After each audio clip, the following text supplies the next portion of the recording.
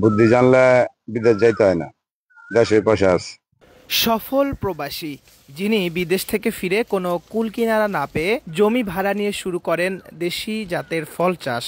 মাল্টা, লেবু, আতাফল ও পেয়ারা চাষে বিনিয়োগ করেন প্রায় 40 লাখ টাকা। বিদেশ ছিলাম 20 বছর সৌদি আরব। তাই আমি চিন্তা করলাম দেশে এত কিছু একটা করতে হইব, বেকার জিন্দিগি ভালো না। বাগান করে ভালো আছে, আল্লাহর রহমতে আল্লাহ খুব ভালো রাখছে। 360 শতাংশ জমিতে গত 4 বছর ধরে চাষাবাদ করছেন তিনি। বছরে সার, কীটনাশক ছিটানো বাবদ খরচ হয় 2 থেকে 3 লাখ টাকা। অন্যদিকে স্থানীয় বাজারে উৎপাদিত এসব ফল বিক্রি করে বছরে আয় করেন 15 থেকে 20 লাখ টাকা। মুন্সিগঞ্জের রামপালের আবু বকর এখন শুধু এই এলাকার নয়, পুরো দেশের একজন দৃষ্টান্ত। একটা লেবু বাগান করেন, লেবু বাগান থাকবো নিচে, মালটা থাকবো উপরে। 50টা উপরে মালটা গাছ লাগান, নিচে 50টা লেবু গাছ লাগান। আপনার বছরে 50% জায়গার থেকে আপনার 4 লাখ টাকা বিকে হইব। এটা গনা টাকা গ্যারান্টি, আপনি যদি একটু পরিশ্রম করেন। যদি করেন 1 বছর সহ্য করতে হইব, 1 বছর পরে গিয়ে আপনি লাভ পাইবেন।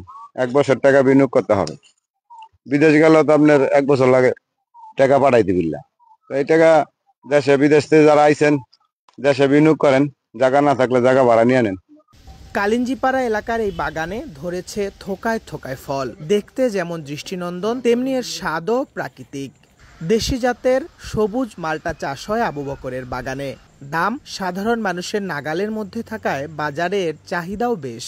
আপনার এটা খাওয়ার প্রসেসিং জানেন না, এই মালটাটা ফ্রিজে রেখে খায় না। এই মালটাটা কিনা বাইরে ছুঁয়ে দিবেন, 1 দিন 2 দিন মধুর মতো মিঠা লাগবো। এক এক গাছে 3 বছরের মাথায় 3 মণ করে হইব, গ্যারান্টি। আমি নিজে বাগান করছি, আমি জানি। এটা হলো ভিয়েতনামি মালটা। এটারও বাজার খারাপ না, 80 90 100 পাওয়া যায় বাজার। এক একটা গাছে 3 বছরের মাথায় 3 মণ করে মালটা হইব। কিন্তু মালটা লাভজনক ব্যবসা, মুন্সিগঞ্জ বাম্পার ফলন মালটা। এটা কোনো মিশা কথা নেই যে আমার কাছে মালটা হয়েছে দেখেন 3 বছরের গাছ। এক একটা গাছে 300 400 500 করে মালটা হয়েছে। বাংলাদেশে কর্মসংস্থানের সবচেয়ে বড় খাত কৃষি। উর্বর জমি ও পানির প্রাচুর্যতার কারণে বেকার ও যুব তরুণরা ঝুঁকছেন বিভিন্ন চাষাবাদে। তবে এসব দেখভালের দায়িত্বে থাকা স্থানীয় কৃষি বিভাগের কাছ থেকে কাঙ্ক্ষিত সহযোগিতা না পাওয়ার আক্ষেপ রয়েছে চাষিদের। একদিন একটা সরকারি কর্মকর্তা বলে নাই যে আপনি এটা ওষুধ এমনে দেন, হেমনে দেন, হেমনে দেন। গেছি, অভিযোগ জানাইছি। আমার যে পাপ্পা বাগান করছি, বাইরে ঢুকছে, গেছি, হ্যাঁ রই কইতারে না, এই রোগের ওষুধ নেই। এটা কোনো কত হইলো, রোগের ওষুধ নেই। বিদেশ ফেরত আবু বকরের এই উদ্যোগ দেখতে প্রায় ছুটে আসছেন স্থানীয়রা।